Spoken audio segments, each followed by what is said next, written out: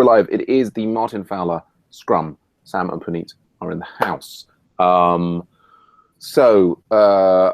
Things on my to-do list. I need to just set up the next meeting for the autograders thing. I'm kind of, well, we've got an early local support client meeting today, which is in about 40 minutes. So I'm kind of just supposed to be getting ready for that. I just need to get the prep done for that to make sure that the meeting is effective. Nice new PRs from local supports. Yeah, all going very well there. Lots of contributions. Interesting. We had a fail on the Travis, but it's all passing from me locally. Interesting. Anyway, yeah. So that's that there on the website one and everything else. Yeah, interesting. Working with Michael on the time zone functionality yesterday. I think there's yeah, I was getting irritated with getting sidetracked with the refactoring, but I think there's just, it's that kind of problem there. It's the nub. It's the be all. It's the practices, and it's the choosing when to refactor, and it's the choosing, when to explore in different directions. I'm optimistic we've got, a whole load of great new directions going into that. Yes, I've just been playing with the agile block syntax slightly to try and make the way it pastes to the Slack a bit more tight and compact. But yeah, that's about the size of things for me. The MOOC is of course live, and there's lots of just stuff going on, and that's also just sort of distracting me and making it difficult to focus on local support. But yes, how are things going with you, Puneet? Going well so far. I'm keeping an eye on discussion forums on MOOC, and not much progress on website one. There is one question regarding setting up the environment using EC2, and the instructions for EC2 on SaaS book seems to be out of date actually. So yes, I would imagine that they should we consider updating it. Although not much students opt for EC2, but still means each time we see questions related to how to set up EC2. Yeah, I mean, I think what we have is we kind of have a bit of an issue with this SaaS book site, which is only basically Armando and I can edit, and I think in some ways, realistically, we should be migrating. Like, I mean, I just this page was all badly formatted, and I spent. I put a few more things in there and what have you. Really, we need to move it all over to GitHub. I can't see the benefit really of having it here, or at least if we have it here, it pushes all of this kind of high level, or not even high level, but like low level editing work onto Armando and myself. Whereas if we have it in GitHub, we can have pull requests and so on. So yeah, so we've got the instructions for setting up the MOOC. So what have we got? We've got these separate pages for you're probably referring to this one. EC2, yes. Yeah, so I mean, I think if I just edit the page, I can put in a warning. May be out of date. We have got this kind of SaaS book courseware environment. So, and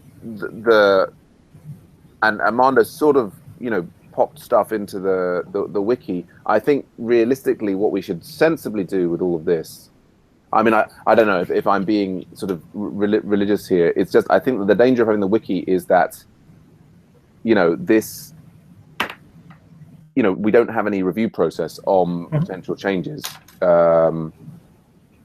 So like we've got the courseware here has these things here. Right. I would say we should be moving all stuff like this should be in markdown documents that people can put pull requests into, would be my suggestion. So I'm personally go on.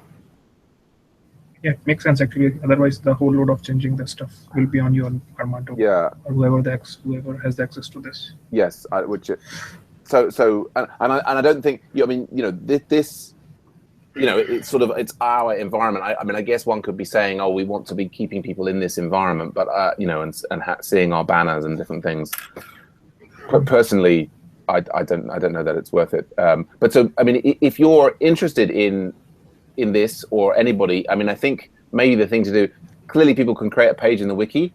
I would almost like get people to get a pull request in to, you know, have like an EC2 directory here, and then that thing as a markdown page. Right. I would say, yeah. So, okay.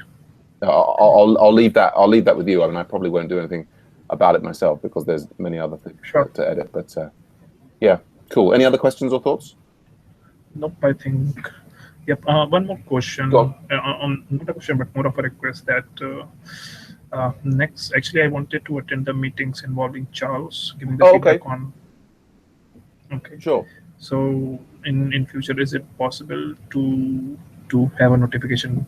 I can. Before? Yeah. Did you watch the video of the last meeting? Yes, I did. No, not completely, but yeah, I did. Yeah. Yes. Sorry, we've been doing it kind of off the back of the Scrums in some cases, and separate one. I mean, I guess I'm kind of. I mean, it's interesting because those meetings and some other ones that I've had recently with the Harrow groups, they really probe the boundaries of what I call open development. Like, you know, I believe in more than open source. Open development is trying to have everything out there, and there's a point that you get to with certain discussions, particularly relating to money and so on, that I think I'm not particularly worried about recording them.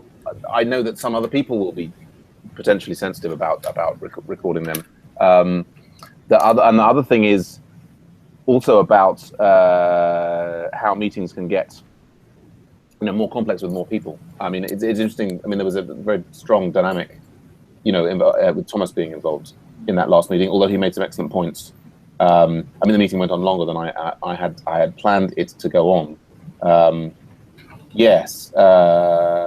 Yeah, it's I'd like to get you, you know, to the extent that you're interested in it, I would like to make that more available to you. There's kind of a, you know, when I made it like a rather than using the AV site yesterday, it's partly because I was thinking, right, I don't necessarily want, you know, too many people coming in and they're going crazy.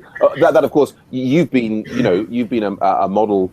You know, I think you come in and certainly you haven't disrupted the meetings, and you've been contributing wonderfully. So yeah, I'll certainly try and see if we can reach out more to you. And what we do have actually, and we have a separate Agile Ventures Premium Slack, which is kind of for the core team who've been involved with Agile Ventures the longest, who are sort of helping in the strategy thing. And maybe you and I, we could have a discussion at another point about, I mean, your involvement in Agile Ventures longer term. I mean, we always have this thing with, you know, it's a big volunteer community and people sort of come and go. There are some people who've been doing it for kind of like so long that they've sort of reached a new tier. And what are your hopes and plans for Agile Ventures going forward? I intend to get involved longer, and so right now my only the reason I was requested for the meeting was I considered these sessions as means a lot of discussion goes on and a lot of informative things are discussed which I don't know before. So I consider them as, and maybe at some point of time I think, so I stay silent most of the time because I don't think I'm in a position to make suggestion, but still I get a lot of knowledge to understand actually that what goes on. So. Indeed, and I think you know, in the long run, I'm very keen to get your contributions. And as I was saying to you before, you know, I think the way that you've persisted and, you know, got involved in Website 1 is excellent, and I really appreciate your contributions.